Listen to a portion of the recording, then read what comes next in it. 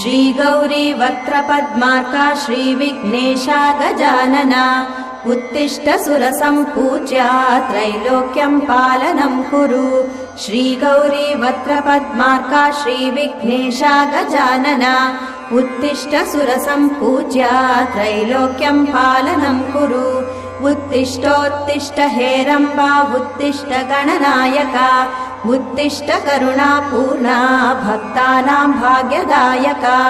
उत्तिष्ठोत्तिष्ठ हेरम्बा उत्तिष्ठ गणनायका उत्तिष्ठ करुणापूर्णा भक्तानां भाग्यदायका।